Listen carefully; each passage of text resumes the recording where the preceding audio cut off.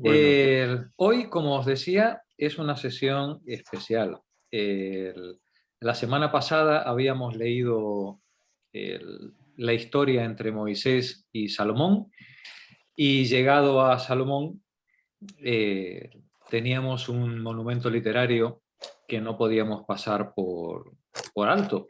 Y ese monumento literario, tal como nos recomendó nuestra compañera Marta, el Cantar de los Cantares, pues hombre, ¿cómo íbamos a seguir adelante en nuestro viaje sin leer el Cantar de los Cantares? Lo que ocurre que el Cantar de los Cantares es un texto muy antiguo, y que ha sufrido múltiples ataques y tergiversaciones de todo tipo a lo largo de la historia. Y de hecho es una rareza que lo tengamos incorporado como parte del Antiguo Testamento. De hecho, ha habido épocas en las que el Cantar de los Cantares pues, se ha intentado quitarlo, se lo ha vuelto a poner, se lo ha censurado, ya veremos por qué. Es un texto absolutamente extraño dentro del corpus general del Antiguo Testamento, porque más, ya veréis, más se parece a las Mil y una noches que propiamente a los textos bíblicos. Forma parte del grueso de lo que se entendía por la literatura sapiencial o por los libros sapienciales del Antiguo Testamento, pero vais a ver que es un texto muy peculiar. En la Biblia, por ejemplo, que yo manejo, que es la que había en España en la época franquista, el, el Cantar de los Cantares tiene una larga introducción hecha por el señor que ha preparado la edición, eh, con la advertencia de que antes de leer este libro debe rezarse a nuestro Señor Jesucristo, y cuando lo leamos debemos tener siempre en mente a nuestro Señor, y que estamos hablando de amor divino, no de amor terrenal. Por favor, no debe leerse de forma literal, ¿vale? Etcétera. Una cosa.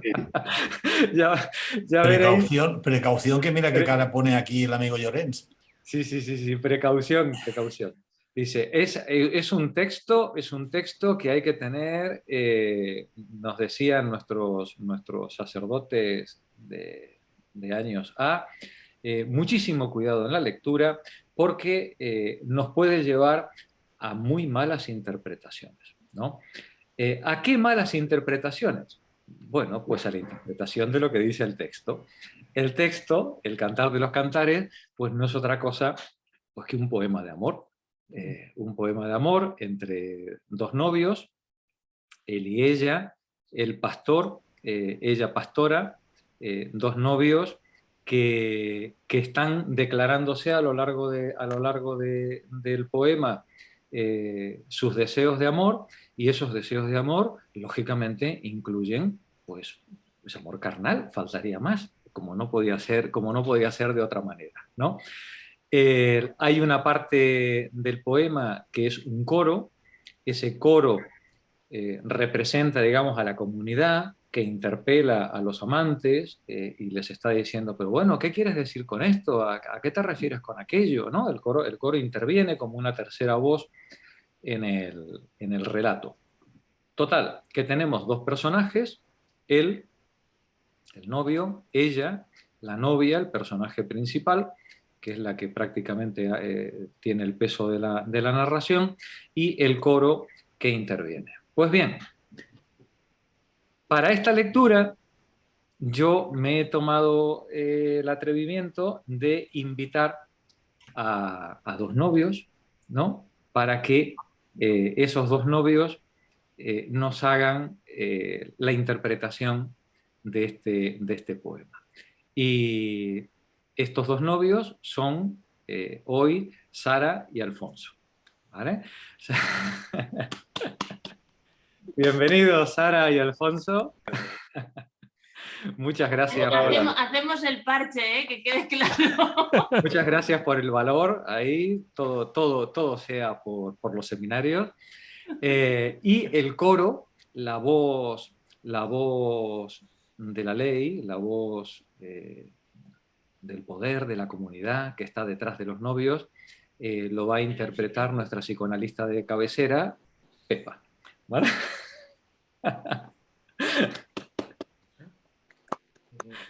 Bueno, de aquí a los Goya van, ¿eh? De aquí a los casi, Goya. ¿eh?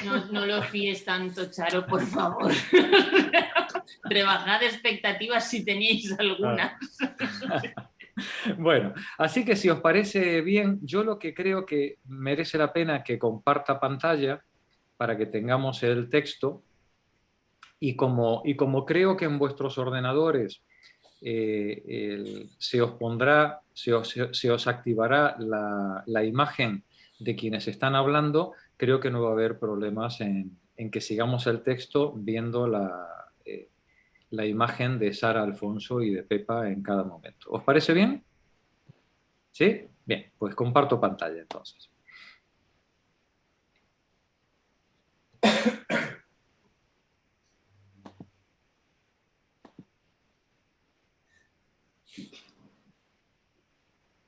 Decidme si se ve bien o si queréis que lo coloque en otro lugar de la pantalla.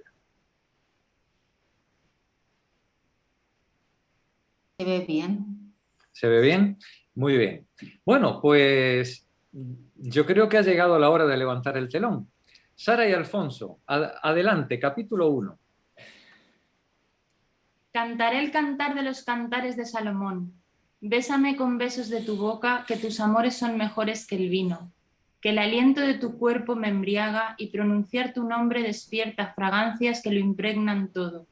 Por eso te aman las muchachas. Llévame contigo, corramos a tu alcoba y gocémonos con alegría. Evocar tus caricias embriaga más que el vino. Con razón de ti se enamoran. Soy morena pero agraciada, hijas de Jerusalén, morena como las tiendas del desierto, llena de gracia como los pabellones del rey. No me desdeñen por ser morena, es que el sol me ha tostado.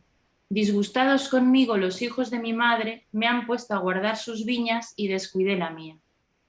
Dime, amor, ¿a dónde llevas a pacer tu rebaño? ¿Dónde reposas al mediodía para que buscándote no vaya a extraviarme entre las majadas de tus compañeros? Si no sabes dónde hallarme, hermosa entre las muchachas, sigue las huellas de mi rebaño y lleva a pacer tus cabritos junto a las tiendas de los pastores. Oh, hermosa, amiga mía, tienes la prestancia de los corceles del faraón. Te haré pendientes de oro con engastes de plata. Qué delicado es tu rostro, ornado por tu pelo. Qué gracia tiene, con los collares, tu cuello. El perfume de mi cuerpo va tras de mi amado, a donde quiera que vaya. Cuando descansa entre mis pechos, él es para mí un ramito de lavanda, un manojo de hierbas aromáticas. Qué hermosa eres, amiga, qué hermosa. Tus ojos son palomas de serenidad y gracia. Qué hermoso eres, amor, qué grato. En la campiña hemos tendido nuestro lecho, las ramas de los cipreses son nuestro techo y los cedros las columnas de nuestra casa. Soy una rosa del campo, una azucena del valle. Como una azucena entre espinas es mi amada, entre las muchachas. Como un manzano entre los arbustos silvestres es entre los jóvenes mi amado. Me senté a su sombra deseada, a la espera de su amor, dulce a mis labios. Él me condujo al mundo de la embriaguez e hincó en mí la bandera de su amor. Recostadme entre los viñedos, tendedme un lecho entre los manzanos. Estoy enferma de amor. Que su izquierda tome mi cabeza y que me abrace su diestra. Hijas de Jerusalén, os conjuro por las gacelas y los ciervos salvajes. No nos despertéis del amor. Dejadnos sumidos en él cuanto el amor quiera. Oigo la voz de mi amado. Ya viene, corriendo por los montes, saltando por las colinas. Mi amado es como un ciervo joven, un gamo. Ahí está tras la ventana, atisbando entre las cortinas, diciéndome: Levántate, hermosa mía, levántate, amada, que ya ha pasado el invierno, que las lluvias ya han cesado, que ya se abren las flores, que ya ha llegado el tiempo de las canciones. Ya se oye la voz de la tórtola en nuestra tierra. Ya ha echado sus brotes la higuera. Ya esparcen su aroma las viñas en flor. Levántate, amada mía, levántate, bella mía, y ven. Ven, paloma, no te escondas entre las rocas, no te ocultes entre las peñas. Déjame ver tu rostro, déjame oír tu voz melodiosa y tu rostro encantador. Quitad de nuestro camino las pequeñas raposas que destruyen las viñas, que como la nuestra, están en flor. Mi amado es para mí y yo soy para él, para ese que apacienta su rebaño entre azucenas. Vuelve, amado, cruza como un ciervo las colinas antes que el día disipe las sombras. Noche a noche busco en mi lecho al que desea mi alma, lo busco sin hallarlo. Cierta vez en sueños me levanté y anduve por la ciudad. Recorrí las calles y plazas buscando a mi amado sin encontrarlo.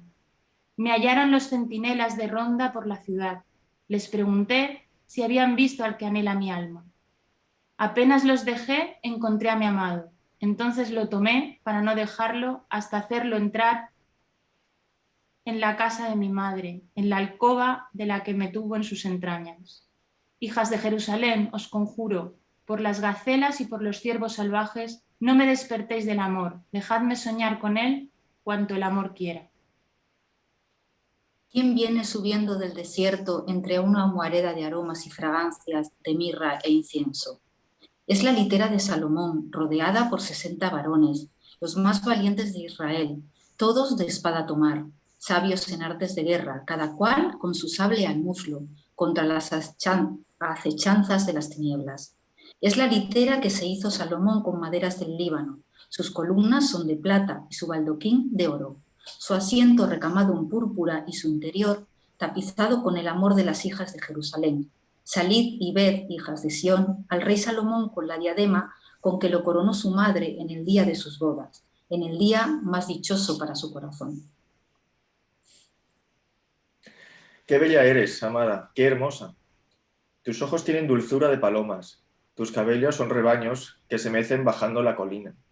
Tus dientes tienen la blancura de ovejas, esquiladas que acaban de bañarse, todas igualitas. Tus labios son 2 cintas rojas. Tu palabra es melodiosa. Tus mejillas tienen el rubor de la granada. Tu cuello tiene la gracia de la torre de David. Tus pechos son un par de cabritos mellizos pastando entre azucenas. Antes que el día disipe las sombras, me hundiré en tu monte de perfumes, entre tus colinas de incienso.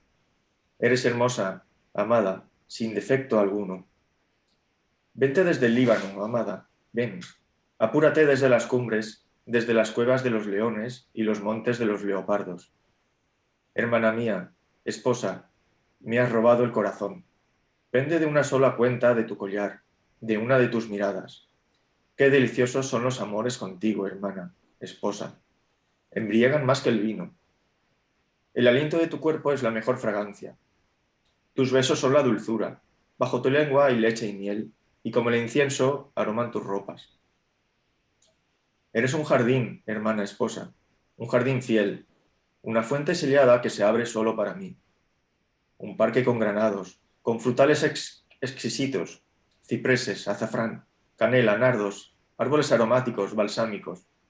Eres un manantial, una fuente de vida.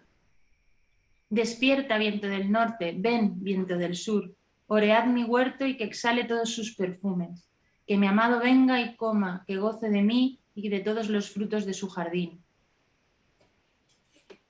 Voy hacia ti, hermana, esposa, huerto mío, a empaparme de fragancias, a comer de la miel, a beber leche y vino. También tú, amiga, come, bebe y embriágate de amor. Yo duermo, pero mi corazón permanece en vela, atento al llamado de su voz. Sueño que mi amado golpea mi puerta. Ábreme, hermana amada, paloma perfecta mía, que tengo la cabellera humedecida de escarcha y la cabeza empapada de rocío. Ya me he quitado la túnica, ¿volver a vestirla? Ya me he lavado los pies, ¿volver a calzarme? Mi amado apoya su mano en la hendedura y se me estremecen las entrañas. Por mis manos corren jugos exquisitos. Me levanto a abrirle, pero ya no está.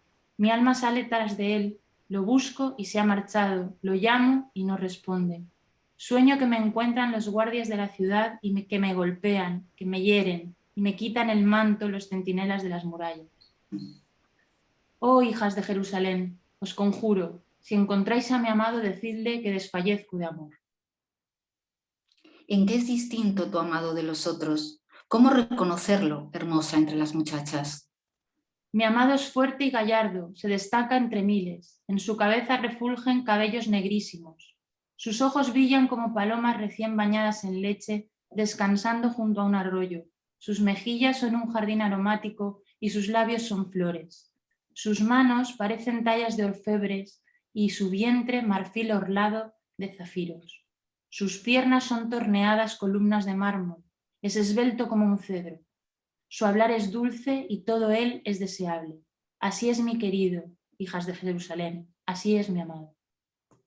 ¿A dónde fue tu amado, hermosa entre las muchachas? ¿Hacia dónde fue?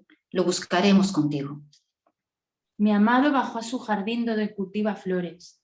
Fue a apacentar sus ovejas y a recoger azucenas. Mi amado es para mí y yo soy para él, para ese que apacienta su rebaño entre azucenas. Tienes el encanto de la ciudad de Tirza, amada. Tienes la hermosura de Jerusalén.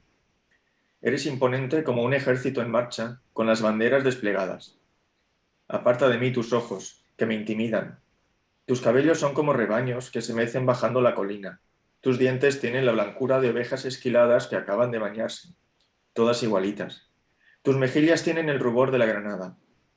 60 son las princesas, 80 las concubinas e innumerables las doncellas, pero ninguna es como mi paloma, la perfecta, la única entre sus hermanas, la preferida de la que la dio a luz. Al verla, las doncellas la celebran, princesas y concubinas la alaban. ¿Quién es esta que cuando aparece es como el alba, hermosa como la luna, resplandeciente como el sol, imponente como un ejército en marcha con las banderas desplegadas? Bajé al huerto de los nogales, a las orillas del arroyo, a ver si había brotado la vid, si habían florecido los granados, y de pronto, sin darme cuenta, mi alma se fue tras ella, como llevada por los carros de Aminadab. Danza, danza, hija de Jerusalén, que nos encanta verte. ¿Para qué queréis verme girando entre las filas de las danzarinas? Qué hermosos son los pasos de tus pies en las sandalias, hija de príncipe. La curva de tus muslos parece tallada por manos de orfebres. Tu vientre es la luna, una copa de vino, un campo rubio flanqueado de hierba. Tus pechos son dos cabritos mellizos. Tu cuello es una columna de marfil. Tus ojos son estanques en los que brilla el sol. Tu rostro es delicado como la torre del Líbano. Llevas tu cabeza erguida como el Carmelo. Tu cabello tiene el brillo de la púrpura y tienes a un rey atado a tus trenzas. ¿Cuánto te han embellecido los deleites del amor, amada? Esbelta como una palmera, tus pechos son los racimos. Pensé trepar a la palmera a tomar esos racimos. Tu aliento sabrá manzanas, tus pechos a vino, y yo me embriagaré con tu boca. El amor es dicha que fluye, que vuelve elocuentes los labios dormidos. Yo soy para mi amado y sus deseos son para mí. Ven, salgamos al campo, amado. Dormiremos en las aldeas, nos levantaremos de madrugada a ver las viñas. Si ya brotaron los pámpanos, si ya se abrieron las flores, si ya florecieron los granados. Allí te daré mis amores, las mandrágoras exhalarán sus perfumes y tendremos a nuestro alcance, amado, los frutos exquisitos que yo guardaba para ti.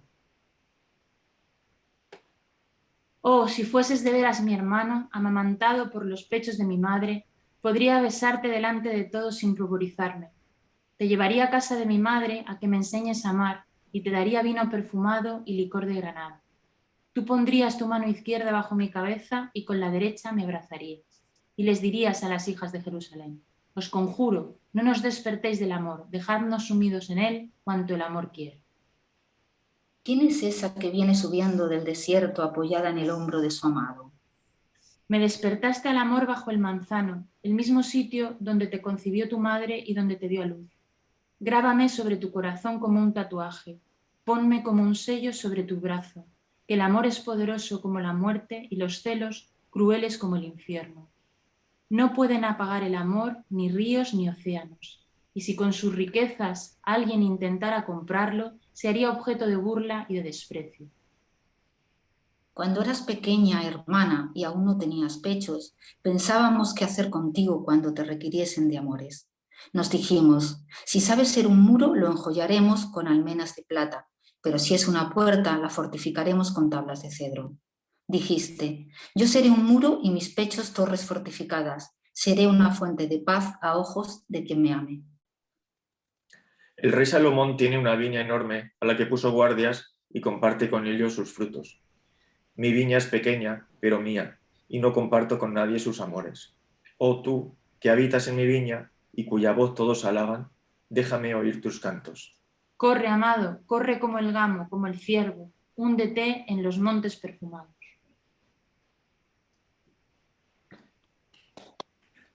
Mira. ¡Bravo! ¡Bravo! Impresionante la lectura que habéis hecho. ¡Qué bonito! Bueno, ya veis. Muy porno, ¿eh?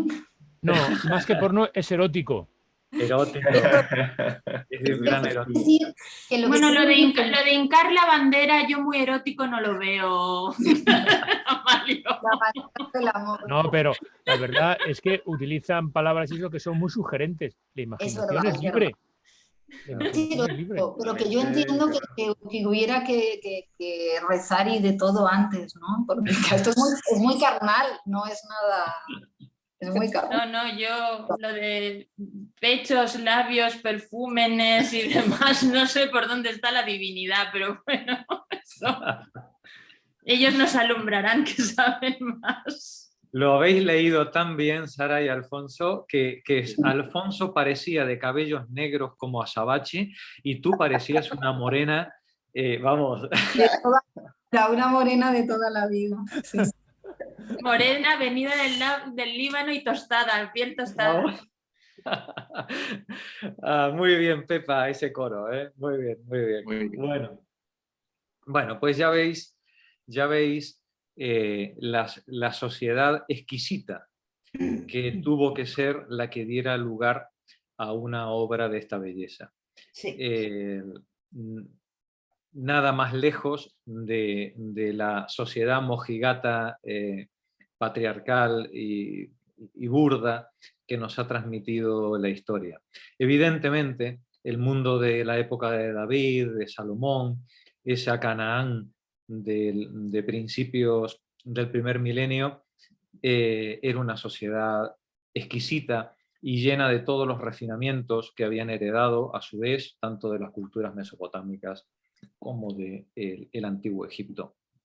Una sociedad rica donde las hubiera, que inventó el alfabeto que a nosotros nos ha llegado a través de Grecia, y una sociedad que dio lugar a las lenguas y a las formas culturales que de una manera o de otra han configurado el resto de la historia de la humanidad hasta nuestro presente. Bueno, pues yo a partir de aquí creo que toca ir al texto de Chester Starr. Ya hicimos en las sesiones anteriores una introducción a la historia del fértil creciente entre Abraham, entre el supuesto diluvio universal, y luego Abraham hasta Moisés. Luego vimos el desarrollo histórico desde el éxodo, histórico o pseudohistórico, desde el éxodo de estos pueblos semitas con Moisés hasta la constitución del reino de Israel, el reino unificado, primero por Saúl, luego David y finalmente en Salomón. Y nos quedamos a las puertas del declive, a las puertas de la decadencia.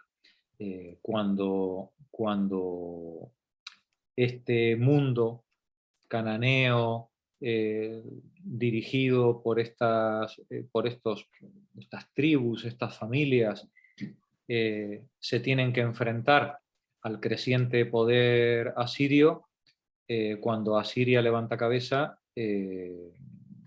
estas poblaciones solo pueden ser vasallas de imperios tremendamente poderosos, ¿no? Como podían ser el egipcio o el asirio.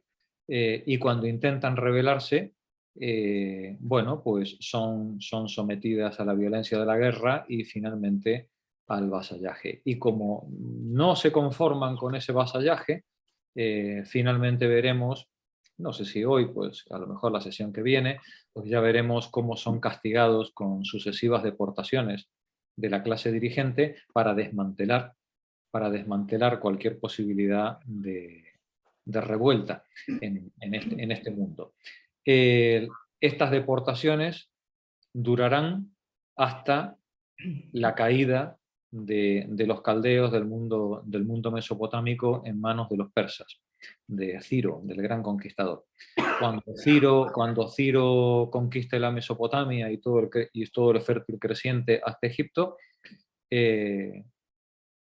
permitirá que los descendientes de estas poblaciones que habían sido deportadas, quien quiera volver a Canaán, que vuelva. Y cuando estas poblaciones vuelvan a Canaán, lo veremos luego en el texto, volverán con una mixtura, con un popurrí de sus creencias monoteístas mezcladas con las egipcias, las cananeas y las arábigas, y por supuesto las zoroástricas del mundo de la Mesopotamia de la época, entre ellas la creencia, la fe en el Mesías, que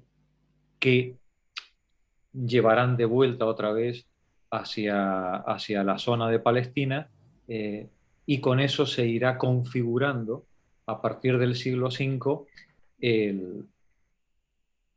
la doctrina que va a transformarse entre el siglo IV, siglo III, siglo II, la doctrina y los libros sagrados que darán lugar a lo que ha llegado a nosotros como judaísmo, que será de donde abreven luego posteriormente tanto el cristianismo ya a partir del siglo I como el islam a partir del siglo VI.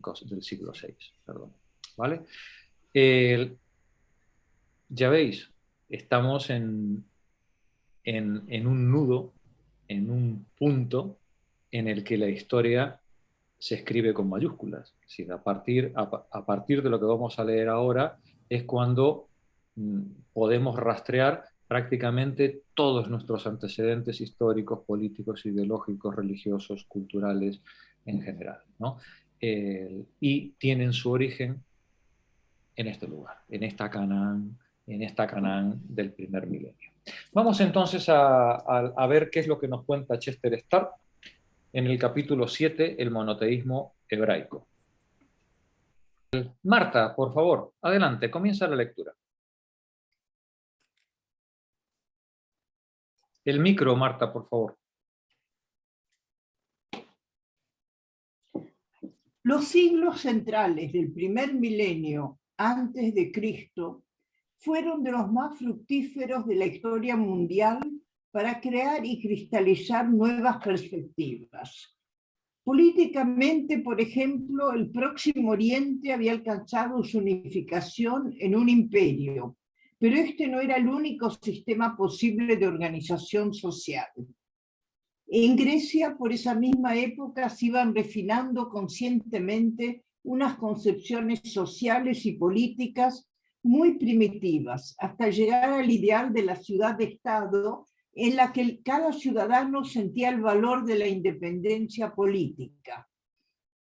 En Occidente empezaba a surgir Roma. En Extremo Oriente, la China estaba organizando una perdurable estructura de valores políticos y sociales.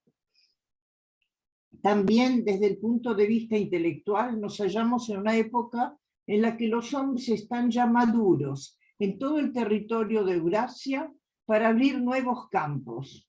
Los artistas elaboran de modo original el patrimonio de ideas transmitido por sus antepasados, para crear modelos estéticos que han seguido siendo la base de todo el arte occidental posterior, incluso del chino. En Grecia y en China se crearon nuevos estilos literarios, y los hebreos escribieron la obra que tuvo más influencia en todas las épocas, el Antiguo Testamento. Como queda claro con estos ejemplos, los hombres estaban buscando conscientemente, a veces sin tener en cuenta las ideas de los antiguos, nuevas explicaciones sobre la naturaleza humana y sobre los problemas de la existencia del hombre. Claro, fijaros, gracias Marta, fijaos que a diferencia de la quietud, el estatismo, digamos, de los milenios anteriores, en lo que a lo largo de los cuales los milenios van pasando y parece que la civilización de generación en generación se va replicando muy lentamente con pequeñas modificaciones que es verdad que a la luz de la historia y cuando lo miramos desde fuera se ve el avance brutal de por ejemplo, la civilización mesopotámica o la civilización egipcia.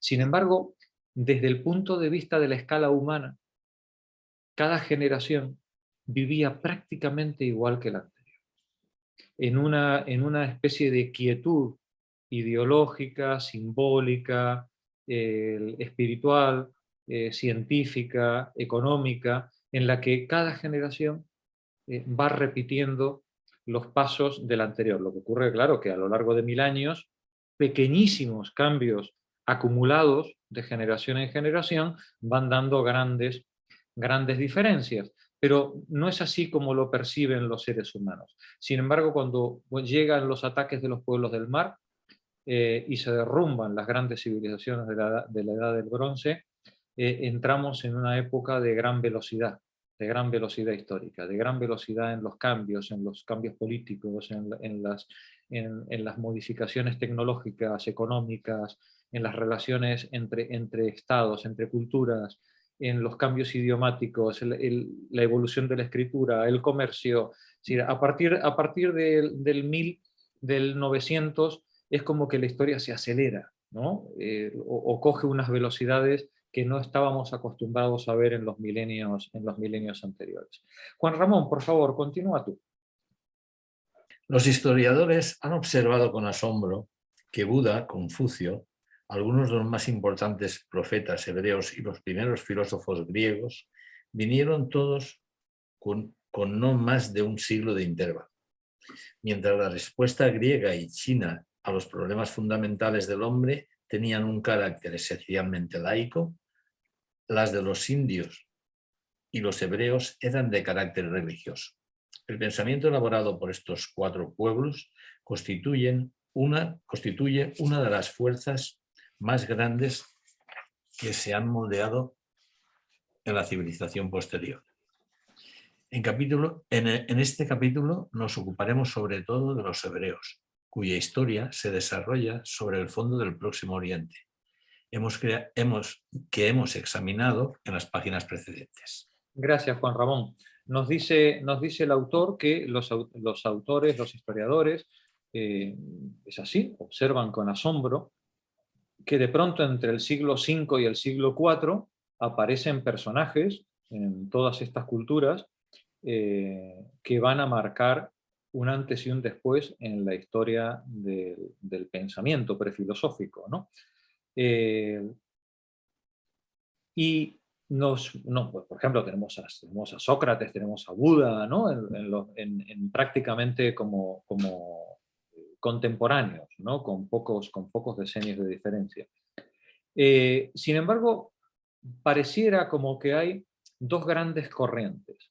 Una corriente, como puede ser la griega y la china, que va a tener un desarrollo, nos dice el autor, principalmente laico, y luego otra corriente, como es la hindú y la hebrea, que va a tener un desarrollo presumiblemente de tipo más religioso. Luego veremos que las cosas no son así, ¿vale? Esto también es parte del prejuicio, esta descripción también es parte del prejuicio eurocéntrico y cientificista que nos corroe, en el cual creemos ver mucha racionalidad en los que creemos que son los nuestros, y mucha religiosidad, misticismo y fanatismo en los que creemos que no son los nuestros, ¿vale?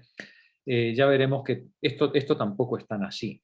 El desarrollo filosófico griego está muy pegado al mito, está muy pegado a la religión, tanto en su arte como en la filosofía, como en la ciencia, están muy pegados. Es verdad que hay un intento de separar el razonamiento de la tradición heredada y del mito, pero veremos que el mito está muy mezclado con el logos dentro del pensamiento griego.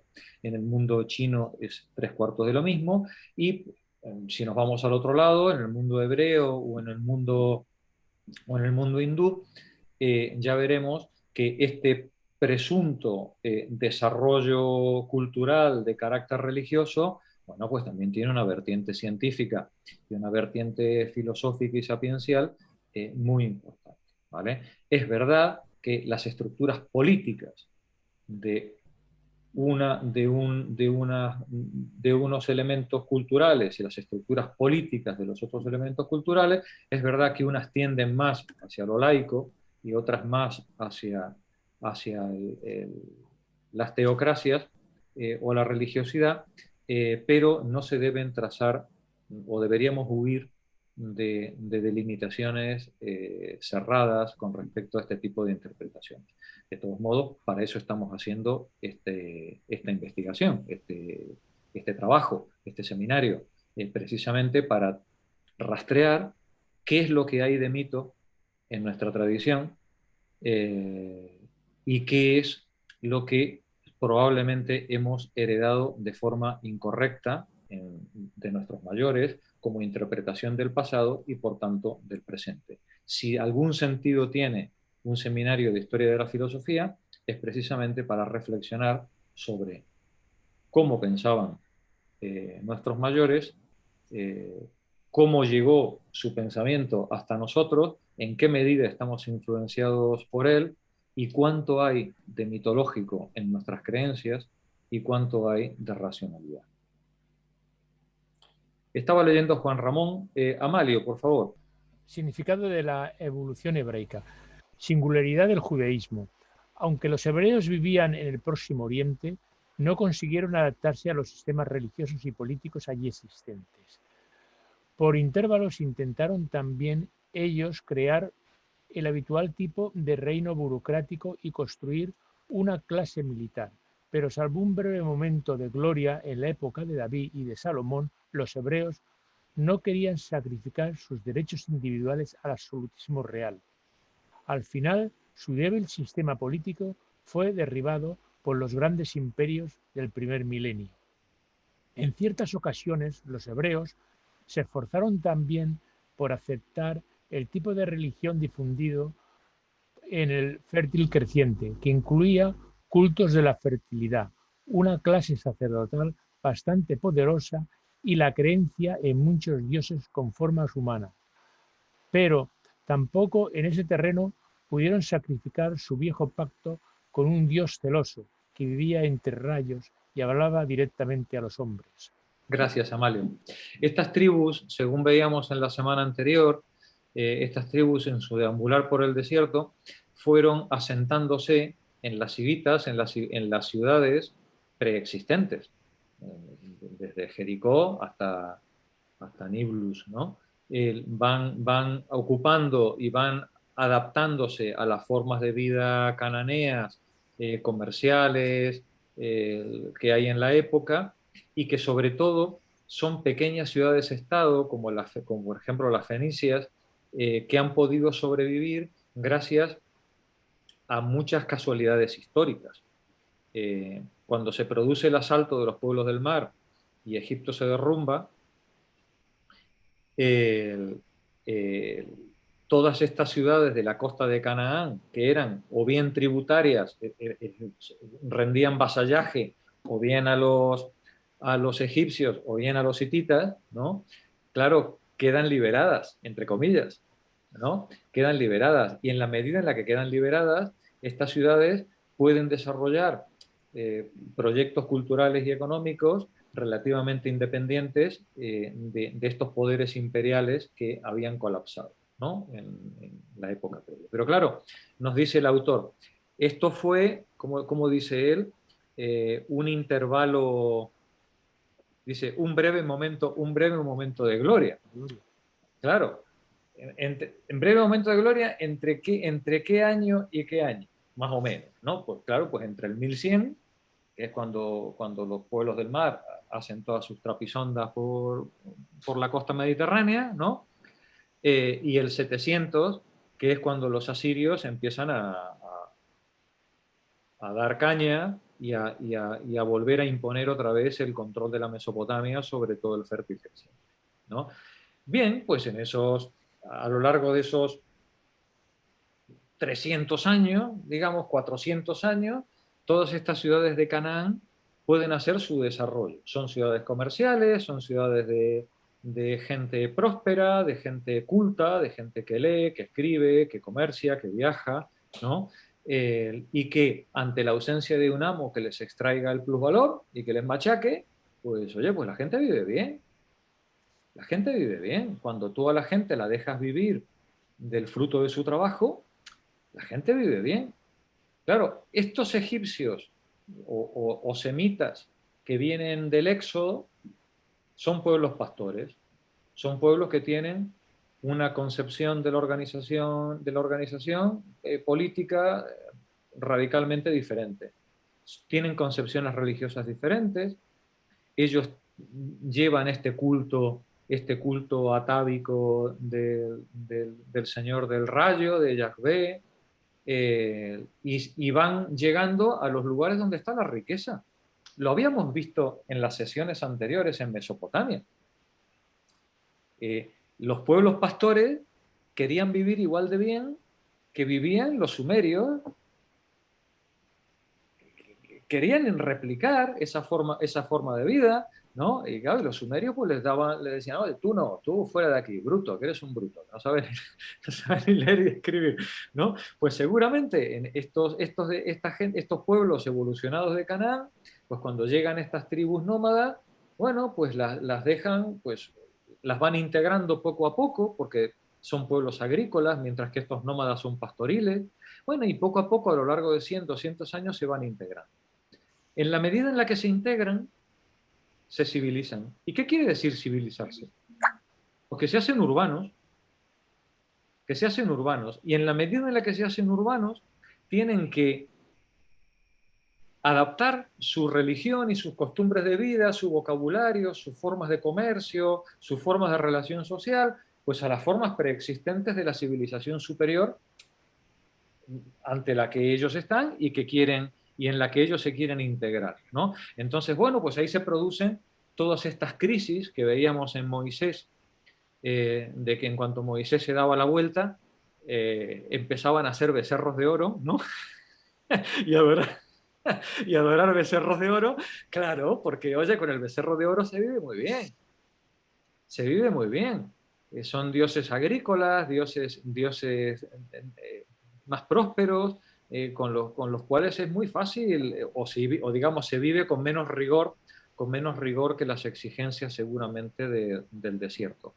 Bueno, pues estas tribus, en la medida en la que se van incorporando a estas civilizaciones agrarias y comerciales previas, van integrándose, cambiando su manera de ver el mundo, pero al mismo tiempo también modificando, contaminando con sus creencias y con su forma de vida las maneras de vivir de estos pueblos en los que ellos se integran.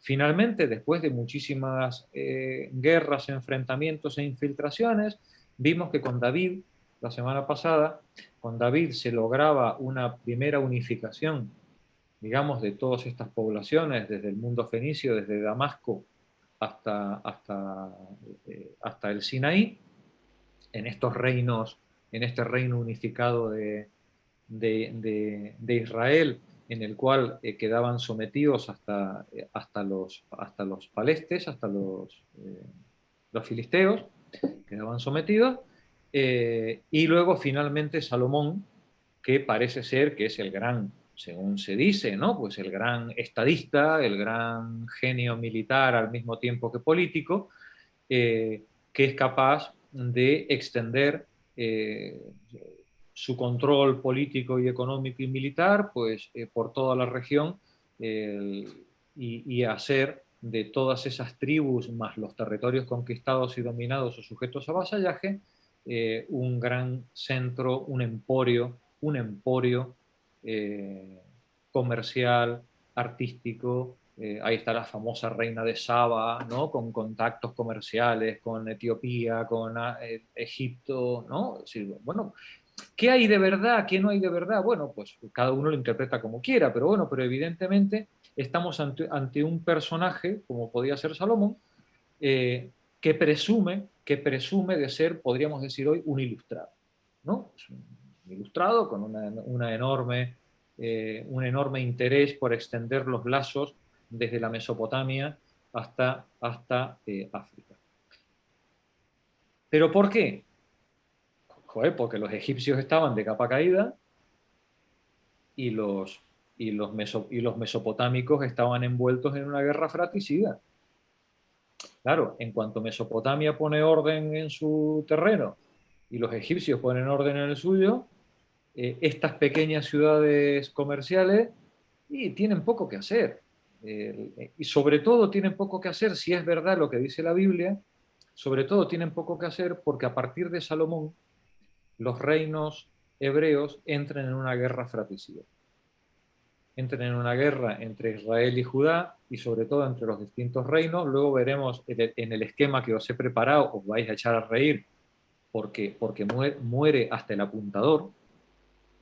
A lo largo de los siguientes 200 años después de Salomón, es que se van asesinando unos a otros a lo largo de 200 años, ¿no? Hasta que al final llegan los asirios y dicen, oye, aquí se acabó, aquí solo matamos nosotros, ¿vale? ¿Sí? Sí, y asunto terminado.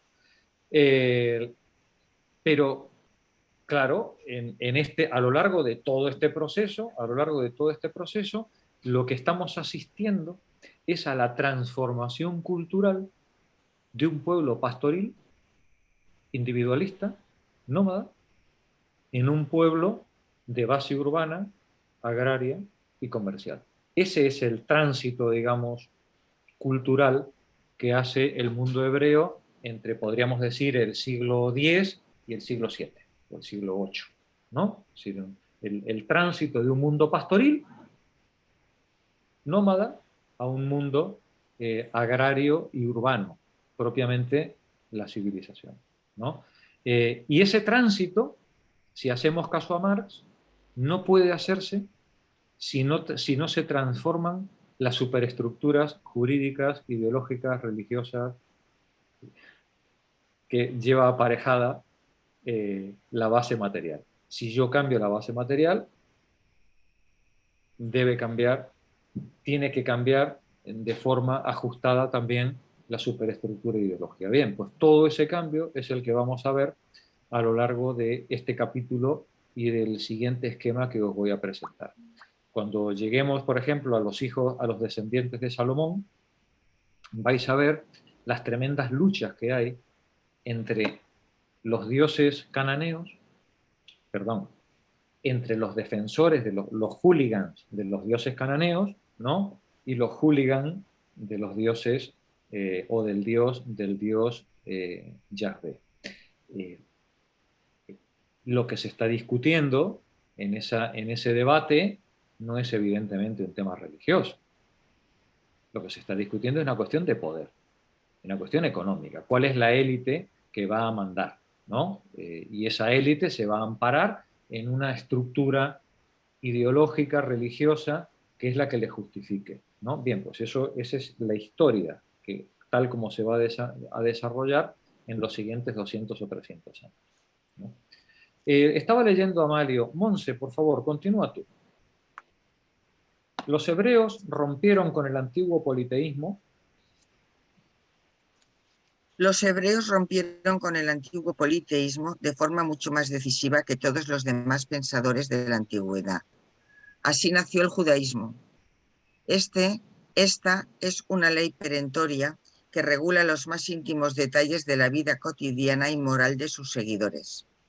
Pocas fes han exigido tanto del individuo, aunque a cambio el judaísmo reconocía que el hombre era una entidad digna de importancia a los ojos de Dios.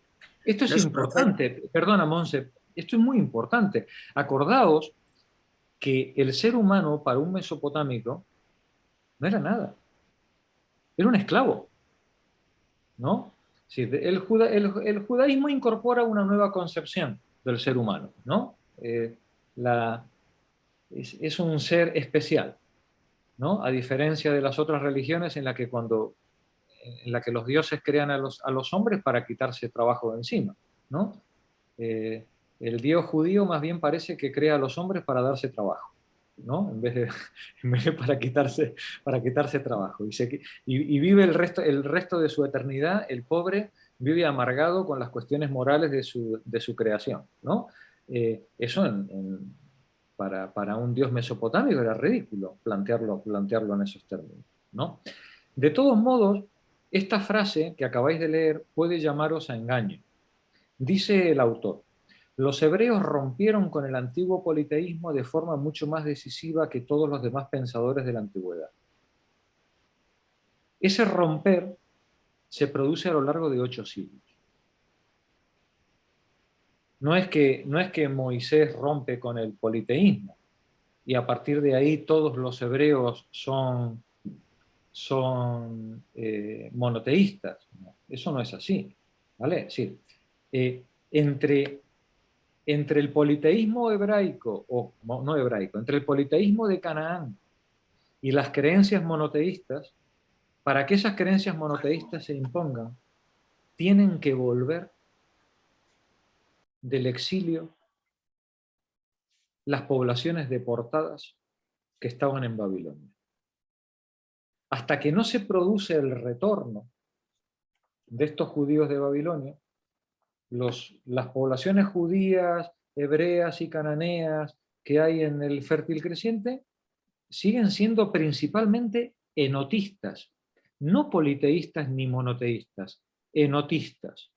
Son gente que piensa que cada ciudad tiene un dios principal al que hay que rendir culto porque es el dios que se ocupa de las cosas importantes de esta montaña, de este pueblo, de este valle, ¿vale? Pero los otros dioses también existen, aunque sean dioses menores. Y de hecho, en la Biblia, a lo largo del Antiguo Testamento, hay muchísimos momentos en los cuales, cuando por ejemplo la gente de Moisés va avanzando, dicen, bueno, a los dioses de los otros hay que respetarles o hay que esquivarles, no hay que enfrentarse a ellos, ¿no? Es decir, es una especie de creencia en que mi Dios es el Dios más importante, pero no desprecies ni faltes el respeto a los otros dioses, porque los otros dioses también tienen su poder, ¿no? Y también tienen su importancia, ¿vale? Entonces vemos cómo el politeísmo, transformado en un enotismo,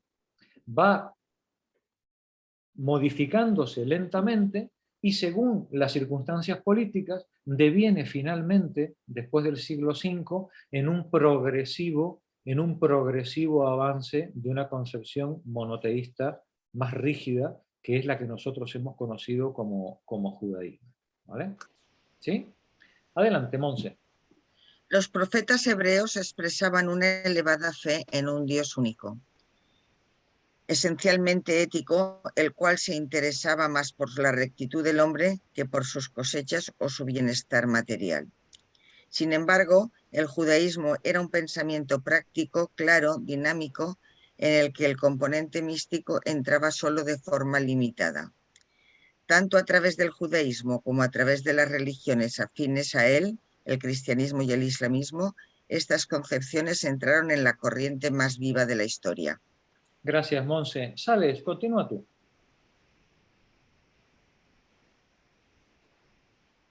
El audio. El Antiguo Testamento. El desarrollo del judaísmo fue un largo proceso que se inició hacia el año 1200 antes de nuestra era y ha continuado hasta nuestros días. Es el más antiguo pensamiento religioso sistemático que aún hoy actúa en el mundo moderno.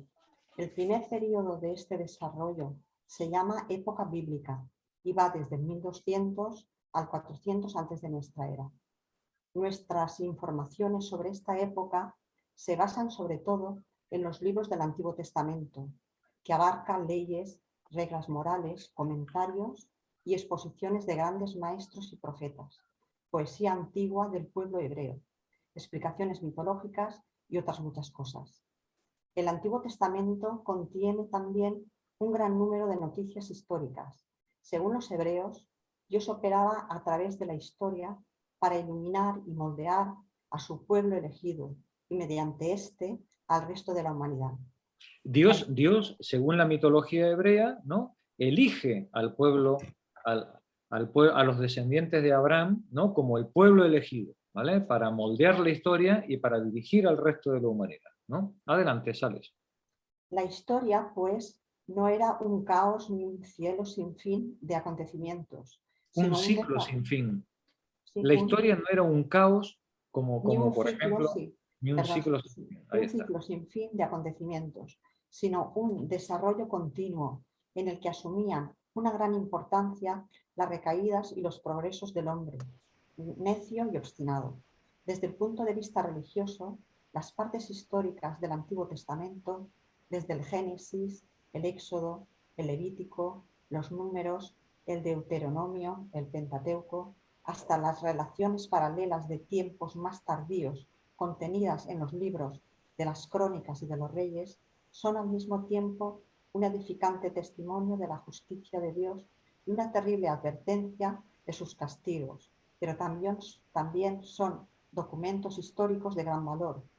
Estamos mejor informados sobre el desarrollo detallado de la historia hebrea que sobre el de cualquiera de los otros pueblos del Próximo Oriente.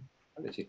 Tenemos que, ante las religiones, ante la cosmovisión de las civilizaciones de la época, ¿no? Por ejemplo, la mesopotámica o la egipcia, en la que estamos ante una historia circular, hay un tiempo circular. El hebraísmo introduce un concepto nuevo. La historia es lineal, ya no es circular. La historia es lineal y tiene una flecha.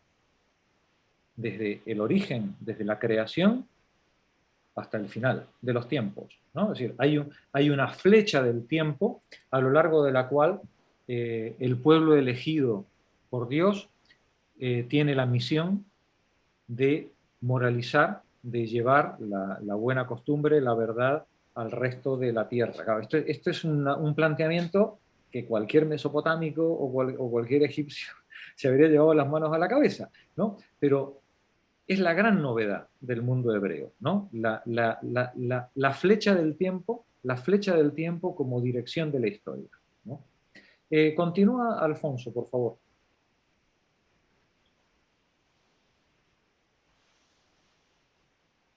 El historiador, no obstante, se encuentra inmediatamente ante graves problemas cuando empieza a examinar el Antiguo Testamento. Como la obra fue escrita con finalidades religiosas, descuida muchos acontecimientos importantes y magnifica peripecias que tienen un significado puramente religioso.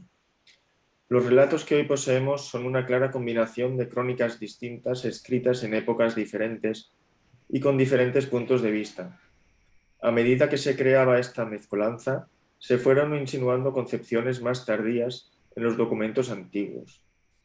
A ello hay que agregar otro elemento de confusión: el hecho de que el lector moderno de la Biblia lleva consigo sus prejuicios religiosos e intelectuales, mientras que muy pocos de nosotros nos sentimos personalmente implicados en la historia de los sumerios y de los asirios. Por desgracia, la literatura de los pueblos vecinos, como los egipcios y los asirios, raramente se refiere a los hebreos, y en una tierra tan pobre como Palestina no quedan muchos restos arqueológicos. A pesar de todo, de estas fuentes auxiliares podemos sacar una imagen del fondo sobre el que se desarrolló la historia de los hebreos en respuesta a la voluntad manifestada por Dios sobre su pueblo, a menudo errante. Gracias, Alfonso. Sara, vamos a ver entonces ahora cómo nos presenta el autor la historia de Abraham a Moisés. No está Sara ahora. Ah, no está Sara. Bueno, pues continúa la lectura. A ver, que mire. Charo, por favor. La época de Abraham y de Moisés, 2000, 1100 antes de nuestra era.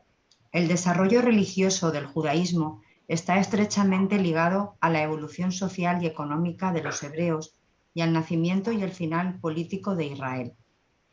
La historia se inicia a comienzos del segundo milenio antes de nuestra era, en medio de bandas nómadas de poblaciones de lengua semítica, tribus organizadas de modo patriarcal, como las que se habían infiltrado en el fértil creciente en la época de los amorreos. El Génesis narra la historia de uno de estos grupos, la estirpe de Abraham, que emigró de Mesopotamia a Palestina y vivió allí de forma pastoril. Los usos religiosos y jurídicos que aparecen en esta época en la Biblia están perfectamente ilustrados por los documentos uritas de la Alta Mesopotamia, en especial por los de la localidad llamada Nuzi. El relato bíblico del diluvio situaba la llegada del arca al monte Ararat, en Armenia, porque así lo narraba la versión urita del mito mesopotámico. La costumbre de que un hombre se casara con la viuda sin hijos de su hermano muerto, matrimonio levirático, existía también en las leyes uritas. La historia de Raquel, que roba a los ídolos de su padre, en Génesis 31, versículo 19-35, se hace comprensible si se tiene en cuenta la costumbre urrita de que la propiedad de un grupo familiar estaba ligada a sus dioses. Gracias, Charo. Ya veis lo que comentábamos en las sesiones anteriores, que estos pueblos que emigran de la Mesopotamia hacia Canaán, a medida que van pasando a lo largo de varias decenas de años, van adoptando y van contaminándose de las creencias, los mitos, las religiones de los pueblos por los que van pasando. Por supuesto, arrastran creencias mesopotámicas, como podría ser la del diluvio universal, y cuando pasan por tierras hurritas, pues recogen pues, partes de las costumbres o partes de las creencias religiosas de esos pueblos y de sus mitos, ¿no? Termina el párrafo, Charo. Los conceptos generales de las religiones semíticas explican la presencia de los árboles sagrados en el Antiguo Testamento, el culto practicado en las alturas y en especial el significado de las piedras sagradas, como en el sueño de Jacob de Betel, en el Génesis 28, versículo de 11 al 22. Gracias, Rosario.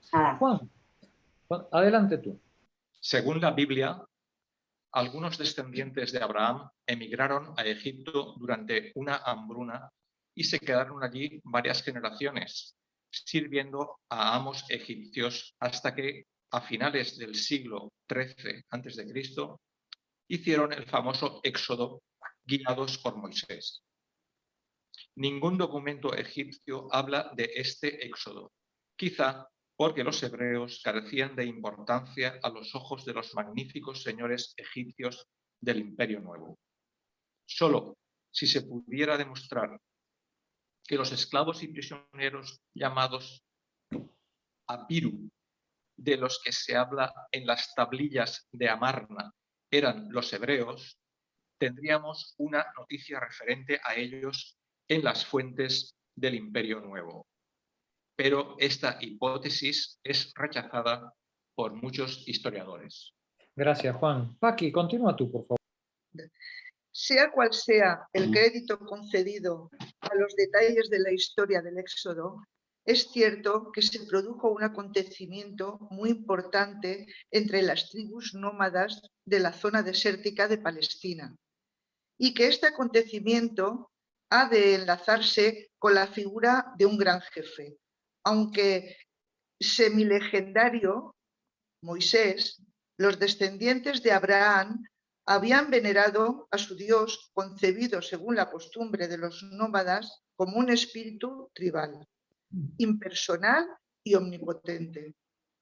Moisés selló una nueva alianza con Dios que comprometía a todo su pueblo. De entonces en adelante, una serie de normas y creencias más definidas y conscientes ligaron a Dios y a sus adoradores en una voluntaria unión. Este cambio se manifiesta también en la terminología. Durante la estancia de Moisés en casa de Jetro, sacerdote de los madianitas, aprendió a conocer al Señor como Yahvé. Perdona, Paqui, perdona. Un detalle. En casa de Jetro, que era su suegro. ¿vale? La cosa tiene su importancia, ¿vale? Es decir, Jetro, digamos, cuando él asume o adopta lo que Jetro le está contando, él en cierta medida también está asumiendo la autoridad del padre de su esposa, ¿vale? Fijaos cómo se va trenzando la cuestión política, ¿no? Adelante, Paqui. Dado que en la antigua escritura semítica las vocales no se escribían, podemos solo aventurar la hipótesis de que esta palabra se pronunciara Yahvé, Jehová. Desde entonces a Dios se le llamó así. El término hebreo, con el significado de miembro de un grupo étnico, fue debilitándose ante el uso de la palabra Israel, con el significado de nación, cuyos miembros estaban unidos entre sí y con un Dios que les protegía. La primera mención de este término se encuentra en las estelas de la victoria del faraón Merefat. Sí, en el 1200, ¿no? Que la estela que vimos. Entonces ahí vemos cómo Moisés, cuando llega al desierto huyendo de la persecución política, se encuentra con Jetro. Moisés, nos decía Freud, que probablemente fuera del culto del sol, un monoteísta egipcio. El suegro le convence de que ese Dios que tú crees que se llama Amón, ¿no? Creo que era, no, Atón, ese Dios que tú crees que se llama Atón, oye, no, se llama, le revela el nombre de Dios, se llama Yahvé. ¿Vale? Adelante, Rosa. La entrada en Canaán. A partir de esta época, los israelitas avanzaron hacia las colinas de Palestina o Canaán. El libro de Josué presenta la entrada en el país como un acontecimiento especial o campaña militar que provocó el despiadado exterminio de la anterior población, pero el libro de los jueces sugiere una versión más verosímil, a saber, que se trató de un proceso de infiltración y fusión. Una vez establecidos en las colinas de Palestina, para este pueblo de pastores organizados en tribus procedentes del desierto, comenzó un largo y a menudo difícil proceso de adaptación a los sistemas de vida civil. La civilización cananea, afortunadamente para los israelitas, no era ni fuerte ni original. Como ya hemos visto en el capítulo 4, el modo de vida y la mentalidad de Ugarit y de otras ciudades vecinas no era sino una adaptación semítica a las concepciones mesopotámicas. En los tiempos más antiguos, la estirpe de Abraham había llegado justamente desde Mesopotamia a través de los territorios del territorio de los hurritas. Ahora, los modelos mesopotámicos ya se habían consolidado. Pese a su estancia en Egipto, los israelitas no habían sido demasiado influidos por la cultura egipcia. Gracias, Rosa. Luisa, por favor, continúa tú. No obstante, la peligrosa tentación de adscribirse a la cultura cananea amenazó seriamente con convertir a los israelitas en un pueblo cualquiera del fértil creciente. La lengua que hoy llamamos hebrea se formó precisamente en esta época en contacto con los cananeos. El estilo poético que aparece en las primeras partes de la Biblia, como por ejemplo en el Cántico de Débora, es muy parecido a la poesía usada en Ugarit, y algunos de los aforismos de los proverbios pueden parangonarse con las expresiones de la sabiduría fenicia. La gente empezó a dedicarse a la agricultura, se casó con las poblaciones locales y aceptó muchas de las más avanzadas convenciones sociales y económicas de Canaán. En particular, los israelitas se sentían fuertemente tentados de abrazar el culto de los Baal locales, o sea, las divinidades que aparecen en la literatura de Ugarit, como por ejemplo la divinidad agrícola Dagán, el señor del trigo y el arado, el inventor del trigo y del arado, y la pareja de los dioses de la fertilidad Baal-Anat, Si los pobladores locales creían que las cosechas dependían de propiciarse a estas divinidades, ¿cómo podrían los recién llegados comportarse de otra manera? Claro, al final estos pueblos pastores, cuando se van integrando, van aceptando las condiciones de vida locales con las que se encuentran. Lo que ocurre es que frente a esa prostitución de la verdadera fe, siempre estaban pues, los sacerdotes detrás recordando cuáles eran los deberes, ¿no?, que tenían que mantener. Y recordemos que hoy cuando se nos representa al demonio, se nos representa al demonio con cuernos, que era la forma iconográfica en la que se representaba en Canaán al dios de la agricultura, a la vaca. ¿Vale? Continúa la lectura, estaba leyendo, José María, por favor. Sí. Sin embargo, el patrimonio hebraico no desapareció por completo en la estirpe culturalmente mezclada que empezó a surgir en las colinas de Palestina. Los israelitas aceptaron el principio de la propiedad privada, pero el espíritu de la familia patriarcal, en lo que todos los bienes se poseían en común y cada hombre estaba estrechamente ligado con los otros hombres de su clan, siguió influyendo sobre las actividades sociales y económicas. La aversión por la autoridad y el sentimiento fuertemente desarrollado en los nómadas de los derechos individuales impidieron una completa adaptación de los israelitas a las instituciones políticas locales. Durante toda su historia siguieron siendo un pueblo ajeno a los sistemas convencionales del Próximo Oriente. Gracias, José María. Bueno, y cuando estos pueblos nómadas se van incorporando, se van infiltrando en Canaán, vamos a ver el mapa antes de continuar, al final se encuentran con un problema, y es el río Jordán. Cuando estos pueblos quieren entrar, recordemos que los edomitas también se dicen descendientes de Abraham, ¿vale? Cuando estas tribus quieren pasar el Jordán, se encuentran con que el campo de fútbol ya está pillado, ya está ocupado. Ahí están los filisteos. Ahí están los filisteos, que son descendientes de los pueblos del mar, probablemente de origen griego, o de zona griega, de zona micénica o cretense, son descendientes de los pueblos del mar, que finalmente se han afincado en la costa por debajo de los fenicios. ¿Veis? Aquí tenéis los fenicios arriba y los filisteos abajo, el Monte Carmelo haciendo la separación entre Fenicia y los filisteos. Y cuando los hebreos quieren cruzar el Jordán o infiltrarse en tierras filisteas, pues seguramente los filisteos les piden vasallaje y que paguen impuestos, etcétera, etcétera, ¿no? Es decir, pues si quieres afincarte aquí, pues tienes que cumplir con los ritos y el pago de los impuestos.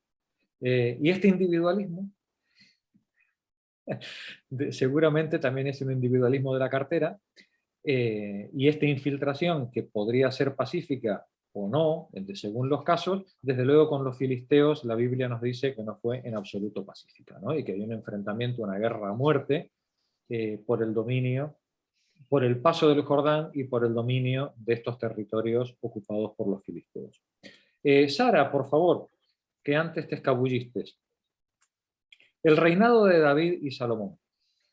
Move la hoja. Sí, señora.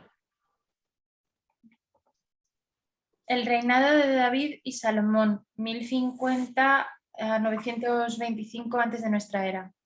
Cuando los israelitas atravesaron el Jordán, entraron en una zona que vivía en una gran decadencia política y social después de las grandes invasiones de finales del segundo milenio.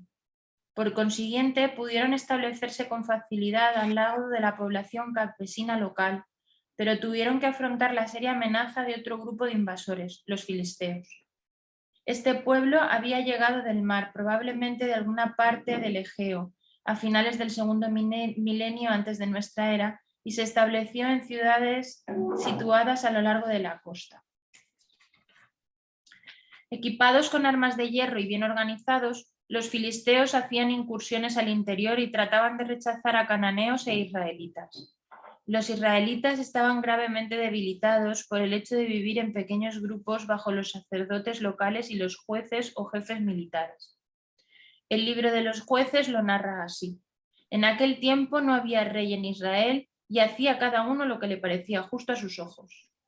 Claro, esa división en la que sufre por culpa de este irreductible individualismo, pues les hacía muy débiles ante la posibilidad de enfrentarse a enemigos más organizados, como podía ser el caso de los filisteos. Continúa, Sara, por favor. Poco a poco, la necesidad de unión se hizo más apremiante y a finales del siglo XI, antes de nuestra era, uno de los más valerosos guerreros, Saúl, fue ungido rey por el profeta y sacerdote Samuel.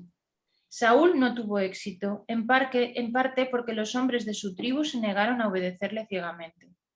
En su lugar se eligió al astuto rey David, que había aprendido el arte de guerrear como bandido y después como jefe de mercenarios en las filas de los filisteos. David empleó sus artes contra los filisteos, a quienes consiguió someter, y creó un estado que fue el más importante de la costa mediterránea del fértil creciente. Gracias, Sara. Continúa la lectura, Carlos, por favor. Su capital era Jerusalén, sobre una colina, que David conquistó y mantuvo bajo su dominio como una fortaleza al margen de los distritos tribales de Israel. Por lo que atañe a cierta parte de su carrera, poseemos uno de los más veraces relatos de la Biblia en el segundo libro de Samuel, un documento casi contemporáneo.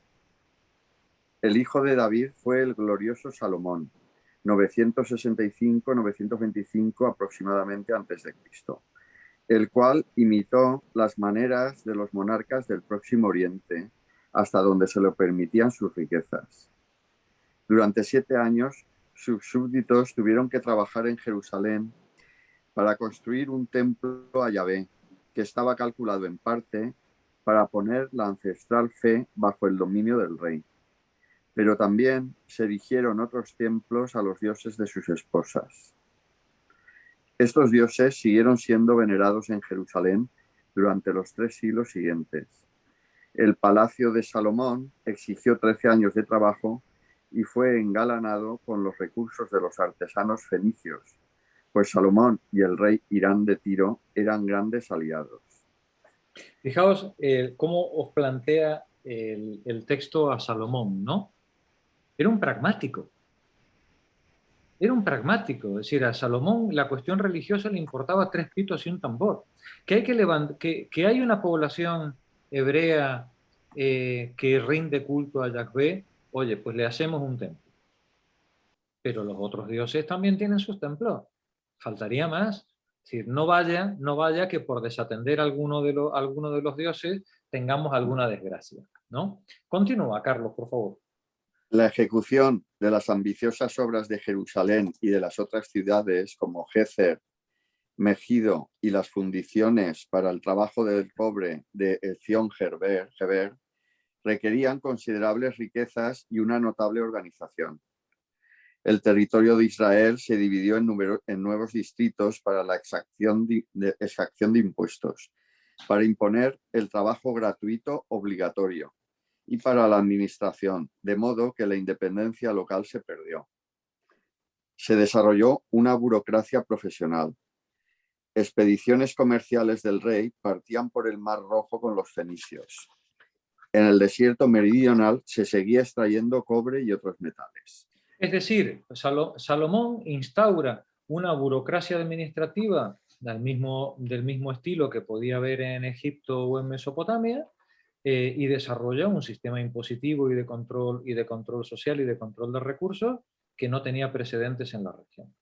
Entre otras, el trabajo obligatorio, igual que en Egipto o igual que en Mesopotamia, pues una serie de días al año, ¿no? Hoy podríamos asimilarlo a los modelos feudales, pero no debe confundirse una cosa con la otra. Y para el resto de la población, los comerciantes y tal, pues un pago en impuestos seguramente en especie, ¿no? Pues si produces un cargamento de trigo, pues el 20% de ese cargamento pues es para el fisco, ¿no? Bien, pues vemos entonces cómo tenemos a Salomón como el modelo, digamos, de monarca ilustrado, de monarca pragmático, que rinde culto a todos los dioses, y mientras la gente paga impuestos y hay orden y no hay violencia, oye, pues todo el mundo contento, ¿vale? Continúa la lectura hasta el final del párrafo. Marí, por favor. ¿Dónde estábamos? Aunque las generaciones... Sí. ¿no? Ahí. Aunque las generaciones posteriores exaltaron exageradamente la grandeza y la sabiduría de Salomón, no pudieron olvidar del todo que esta grandeza se había adquirido a cambio del absolutismo real. Cuando aún vivía el rey, ya se alzaban quejas sobre la pretensión de que los hombres trabajaran 4 meses al año para construir los palacios reales. A su muerte, los israelitas se negaron a continuar con este absolutismo típico del Próximo Oriente y se disgregaron.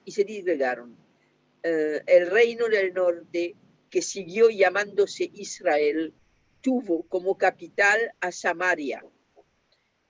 El estado meridional más pequeño, denominado Judá, tuvo como capital Jerusalén. ¿Vale? Y ahí ya estamos ante las tripas de lo que va a ser la historia que viene a continuación.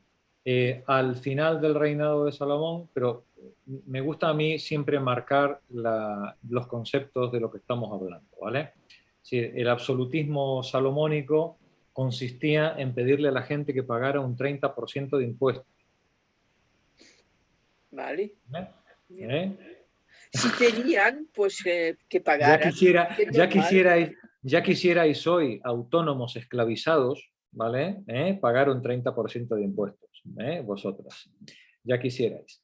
En época de Salomón aquello era un escándalo, ¿vale? Me imagino ahí al Juan Ramón Rayo y a Daniel Lacalle clamando contra los comunistas, el estatismo que nos esclaviza, ¿no? Es decir, 30% de impuestos, ladrones, ¿no? Bueno, sí, pues ¿qué le vamos a hacer? No, pero claro, es que lo malo del asunto es que era para el rey personalmente, no era para redistribuir al pueblo.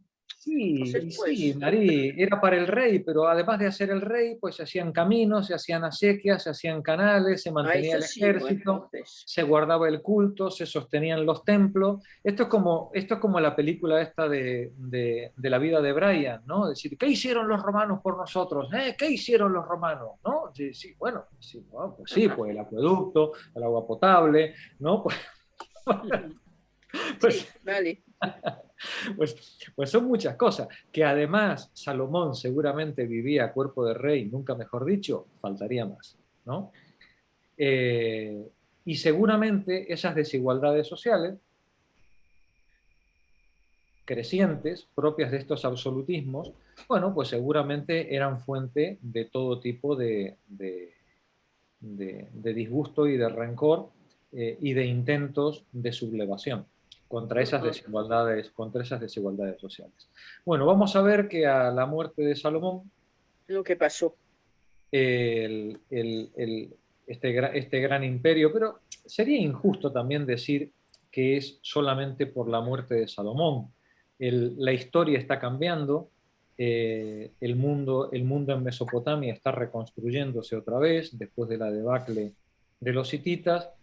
Los asirios están empezando a ponerse en marcha nuevamente y Egipto está intentando otra vez recuperar su hegemonía. Y en medio de todo esto, pues bueno, pues todas estas tribus cananeas y ciudades cananeas están intentando hacer su vida, comerciar.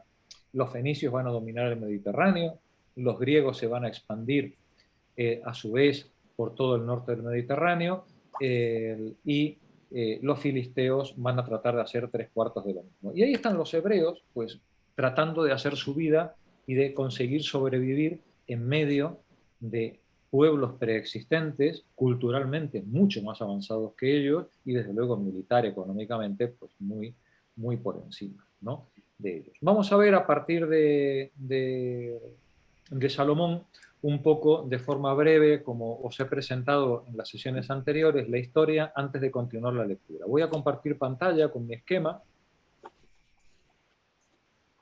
y a ver si da tiempo a echar un vistazo para la semana que viene, pegarle el último empujón al texto. Este texto os lo colgaré igual que los otros al final de la sesión para que lo tengáis como recordatorio. ¡Wow! ¡Ay! ¡Wow, wow, wow! Aquí tenemos a la pérfida de las pérfidas. ¿Salomé? No, no, no, no. Ah. Esta es Jezabel. Ah, Jezabel, sí. ¡Oh, por Dios! Terrible mujer. Terrible, terrible, terrible. Donde las haya. Donde las haya. Una mujer demoníaca. Es Jezabel, por Dios. Bien. Permitidme que empiece con una broma, ¿vale? Los profetas hebreos son como los economistas neoliberales, ¿vale? Hacen profecías a pasado absolutamente infalibles, ¿vale? Pero no aciertan una a futuro, ¿vale? Sí, a pasado todas, ¿no? Sí, y a futuro lamentablemente ninguna. Las 12 tribus, ¿no? Pues sí, las 12 tribus, a la muerte de Salomón, se rompe la unidad de estas 12 tribus, y los profetas, que recordemos que son todos libros escritos 7 siglos después de esto, ¿no?, empiezan a decir que Dios ha castigado al pueblo, ¿no? Dios ha castigado al pueblo por no seguir los mandatos, no de Dios, porque Dios no hablaba. Recordemos que Dios solamente le habló a Moisés, le habló a Abraham y a 2 más, ¿vale? Dios le hablaba a los profetas, ¿vale? Y los profetas eran los que les decían a los reyes lo que Dios les había dicho al oído, ¿sí? Bien. Los profetas le decían a los reyes o a los príncipes, no te estás comportando como corresponde, tienes que nombrar general a fulanito, tienes que hacer la guerra contra menganito.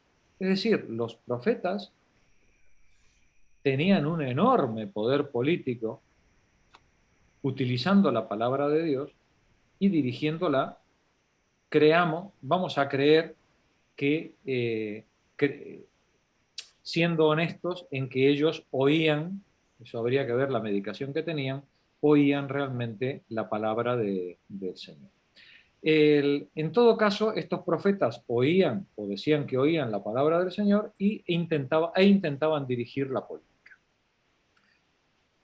A partir ya con Salomón, porque como Salomón mantenía los templos de los otros dioses, pues ya los profetas ya estaban muy enfadados con Salomón y por supuesto siguieron muy enfadados con el resto de los reyes que vinieron a continuación.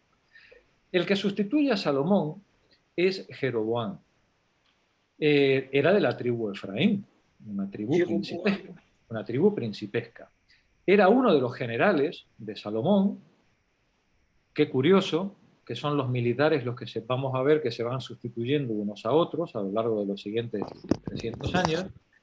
Este que es uno de los generales, le dice a la gente, seguramente influido por alguno de estos profetas, oye, que hay que dejar de ir al templo de Jerusalén y hay que hacerle caso a los dioses, a los baales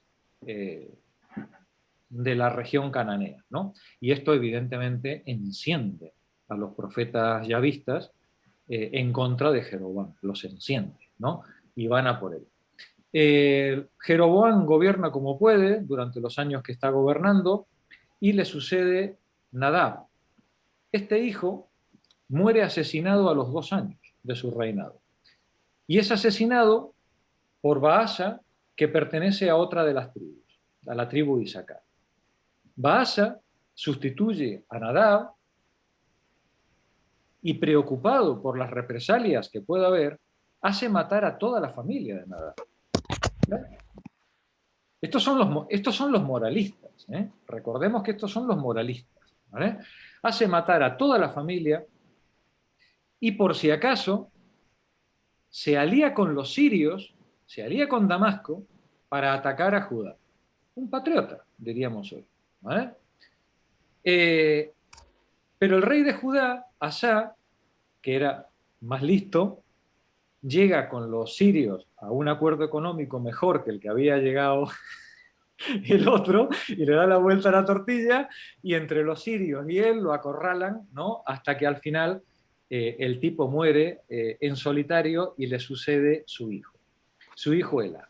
Su hijo Elá muere a manos de su propio jefe de caballerizas, que es el famoso Zimri. Zimri, lo siento, gobierna solo 7 días, ¿vale? Como Zimri se había levantado contra Elá, Omri, que es uno de los generales de Elá, se levanta contra Zimri, le hace un cerco y Zimri se suicida prendiéndole fuego al palacio con él mismo y con parte de su familia y de sus generales. Omri, que podríais pensar que es otro patriota, pues no, continúa la senda pecadora de los anteriores, vuelve a permitir el culto politeísta, más bien enotista, más bien son cultos enotistas, hay un dios principal y se respetan un poquito todos los que hay allí, y construye su capital en Samaria. De ahí que a partir de Omri, el reino de Israel empiece a conocerse de forma general, la palabra Israel se pierda en las crónicas y empiece a aparecer el nombre de Samaria. Ahí tenéis una estela grabada en piedra del rey moabita Mesa, en la que se describe cómo Moab, aquí la tenéis a la derecha, cómo Moab, estas poblaciones a la derecha del Mar Muerto, habían sufrido la opresión y conquista por parte de Omri, pero finalmente los moabitas han conseguido rebelarse y someter no a Omri, pero sí al hijo de Omri, que luego veremos un personaje muy importante que se llama Ahab, aunque no está nombrado explícitamente. Ahí aparece por primera vez el nombre de Samaria como sustituto de la palabra Israel para estos pueblos. Han pasado, fijaos, desde el 928 hasta el 870, han pasado 50 años y han pasado 5 reyes, ¿no? ¿Vale? 5 o 6 reyes, ¿no? Ese es el nivel de unidad política que tiene.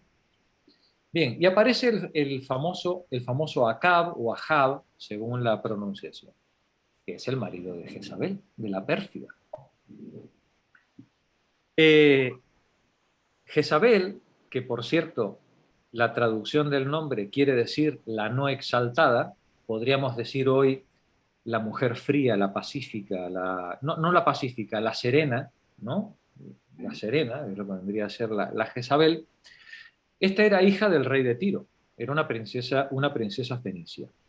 Y ahora, entre Ahab y su suegro, se dedican a castigar y a poner en su sitio a los profetas y a los seguidores de Yahvé, que eran gente aparentemente bastante problemática. Pero, mientras tanto, los asirios, mirad el mapa de abajo, los asirios cómo han ido creciendo desde la Mesopotamia y han ido ocupando todo el norte del creciente fértil y se han plantado, yo no sé si alcanzáis a ver el mapa, a ver si lo puedo ampliar, se han plantado alrededor de Damasco. Sí, se han plantado en la frontera de Israel, ¿no?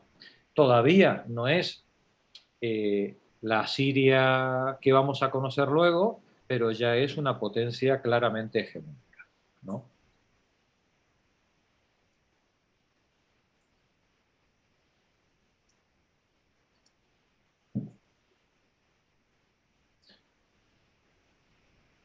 Decíamos que Ahab se casa con Jezabel, esta princesa fenicia, y aprovechando Ahab la amistad con su suegro, decide buscar alianza con todos los vecinos para hacer frente al avance de los asirios. Y hace un avance con los pueblos de alrededor de Canaán, que son principalmente los arameos, el resto de los cananeos y los vecinos del sur de Judá. Con esta alianza, Ahab consiguió durante bastantes años rechazar varios ataques del norte, los rechaza en 2 ocasiones y en la tercera ocasión muere herido por una flecha. Cuando nos preguntamos cómo eran estas sociedades, recordad el Cantar de los Cantares. ¿Vale? Recordad, tened presente el Cantar de los Cantares. Jezabel era una mujer, pero evidentemente esta era una sociedad que, aunque patriarcal, como no podía ser de otra manera en la época, era una sociedad en la que la reina todavía tenía un enorme ascendiente. Y Jezabel sigue gobernando a través del uso de los 2 hijos, ¿no? Primero uno que muere cayendo sospechosamente por una ventana, y luego el siguiente hijo. En política interior, tanto Ahab como luego Jezabel hicieron prácticas reformas religiosas de gran calado y de mucha importancia. Hoy diríamos que eran ilustrados para la época. Con respecto a Baal, por ejemplo, el dios de la lluvia y la fertilidad de los babilonios, cartagineses, fenicios, filisteos y sidonios, no solamente permitió su culto, sino que les dio respaldo legal. Lo mismo hizo con la diosa de la fertilidad y del amor sexual entre los cananeos, la Ishtar, que es Aseraj, ¿no? Que es el equivalente a la Ishtar babilónica o a la Sobdet egipcia. Y también le dieron respaldo legal y protección y se fomentó el culto del gran dios El, el dios cananeo, creador, sanador, el equivalente al sumerio Anu, como recordaréis, o al Ptah egipcio. Por cierto, Rafael es el El de ese dios. Rafael es el que ha sanado. Fijaos cómo llegan hasta nosotros los dioses cananeos, ¿no? A través de la historia, dando vuelta y olvidando los significados originales que tenían. Y aquí tenemos a la pobre Jezabel. Claro, permitir el culto y dar respaldo legal a estos dioses cananeos, fenicios, mesopotámicos, aquello era Sodoma y Gomorra. Hasta ahí podíamos llegar. Y a esta gran Jezabel la acusan de idolatría, inmoralidad. Bueno. Es espantoso, ¿no? El ataque furibundo que recibe por parte de los de Vox de la época. Hasta el extremo de que el propio Yahvé tiene que tomar cartas en el asunto e intervenir. Estas cosas a mí me sorprenden, ¿vale? Porque uno dice, oye, si Yahvé era tan todopoderoso, ¿por qué le manda sequías al pueblo? ¿Por qué no depone directamente o mata al rey inmoral? ¿No? No, en vez de atacar al rey inmoral, Yahvé manda una enorme sequía y una gran hambruna al pueblo de Israel, y los yahvitas se ponen furibundos en contra de la pérfida Jezabel y se ve que hay fuertes desórdenes y graves problemas políticos y civiles, y la Yahvé y la Jezabel finalmente dice, oye, hay que prohibir el culto a Yahvé porque esta gente está totalmente descontrolada. ¿Vale? No sé si me habéis oído. Sí, Hay sí. que prohibir el culto a Yahvé. ¿Vale? Pobre Jezabel. No sabía el jardín en el que se había metido. El profeta Elías desafía a 450 sacerdotes de los Baales a hacer una demostración de poder. Dice, y además lo desafía como lo haría un argentino, que es lo que a mí más me sorprende, que es con un asado, haciendo un asado gigantesco. ¿Vale? Sí. Oye, ahí ponemos un buey en mitad de la plaza con un montón de leña. ¿Vale? Y a ver si el dios de los Baales es capaz de encender ese fuego o no es capaz de encender ese fuego. El dios que sea capaz de encender el fuego gana, ¿no? Y se ve que los sacerdotes de los Baales, por mucho que pedían, a lo mejor eran vegetarianos, de todo saber, los dioses Baales no quieren encender el fuego, y cuando se le dice a Yahvé que lo encienda, Yahvé, que se ve que no tenía mucho control en esto de la hoguera, reduce a cenizas el buey con toda la leña que había.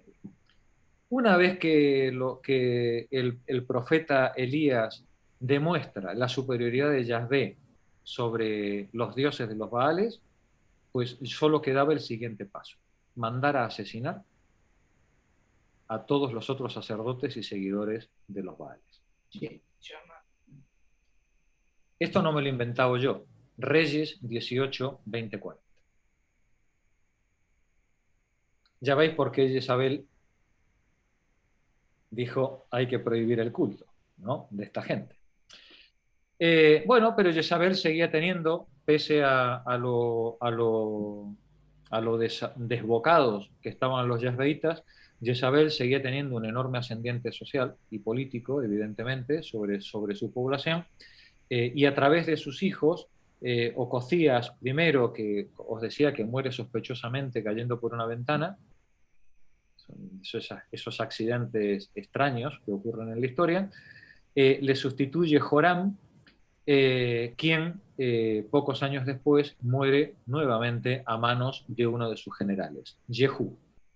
Jehú había sido un militar que había aprendido el arte de la guerra con el padre de Joram, con Ahab, con un general de Jezabel. Fue general de Joram, pero es ungido rey por el profeta que sucede a Elías. Da un golpe de estado, hace asesinar a toda la familia, empezando por Jezabel, quien es arrojada viva por la ventana para ser devorada por los perros.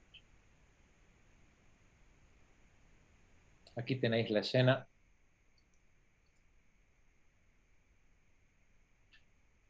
Creo que es de Doré la representación. No recuerdo ahora de dónde la coge. Y la purga no se queda ahí. Se sigue asesinando a mansalva a todos los seguidores de los Baales. Finalmente, Jehú es rey de un cementerio.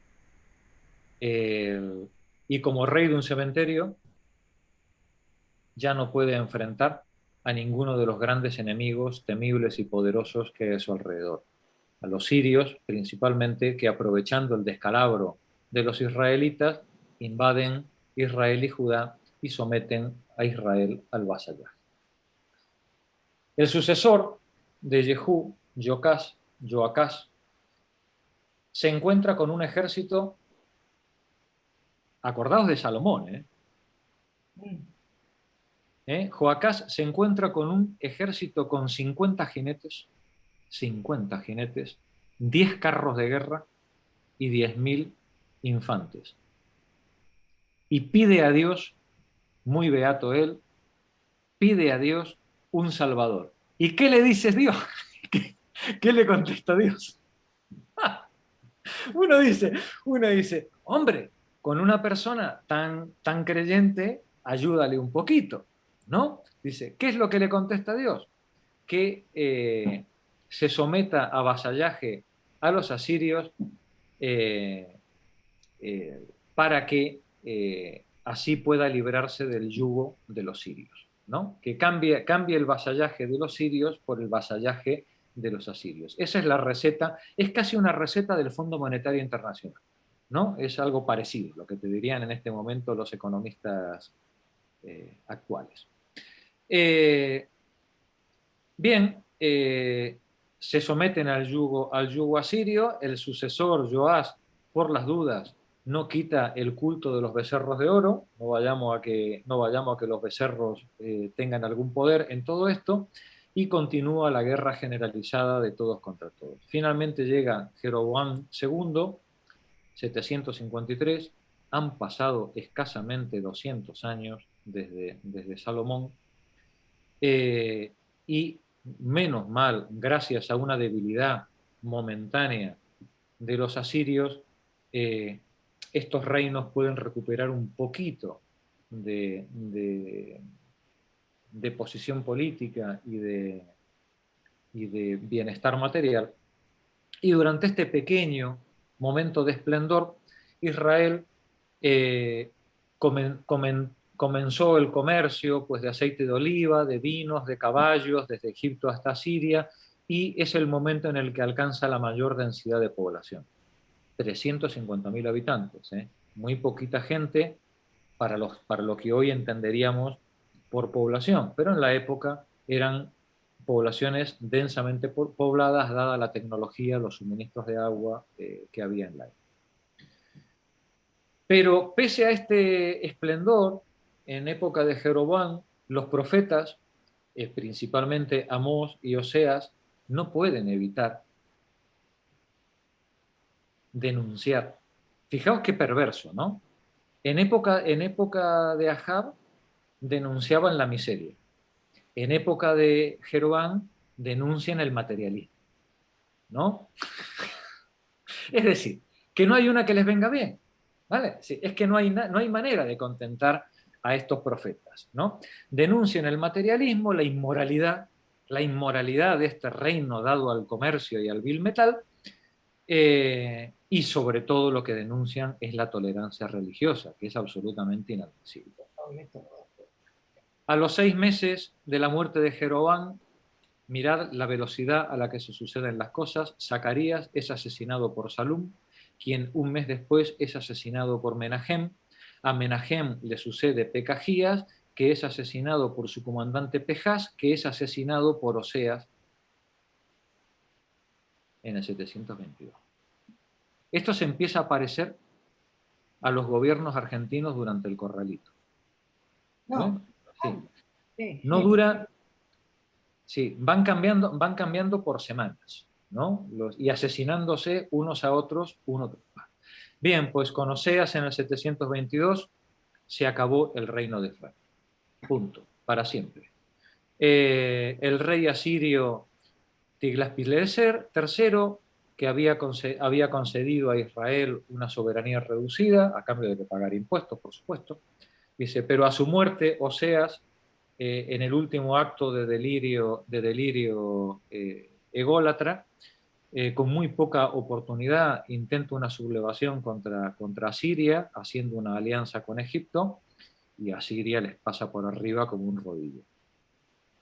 Asiria castiga a los israelitas con la primera de las deportaciones de toda su clase dirigente, que luego se completará con la siguiente deportación en la siguiente sublevación a manos de Sargón II, en la que quedará convertido en una provincia, y esto es lo que dará lugar al mito de las 10 tribus perdidas de Israel, que os sonará, ¿no? Es decir, ¿dónde están las 10 tribus? Bueno, pues estas fueron las que dice el mito, que fueron deportadas. No es así, no fueron deportadas a las tribus, solamente eran deportadas las cabezas.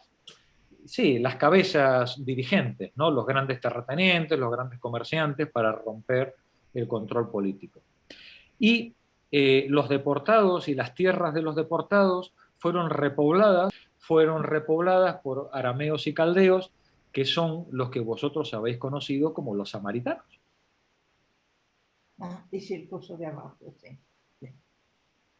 Y a partir de este momento ya estamos ante la hegemonía completa del mundo asirio, con el sojuzgamiento y deportación de toda la clase dirigente hebrea y el sojuzgamiento completo de todo el fértil creciente, incluyendo prácticamente Egipto como estado dependiente al gran imperio asirio.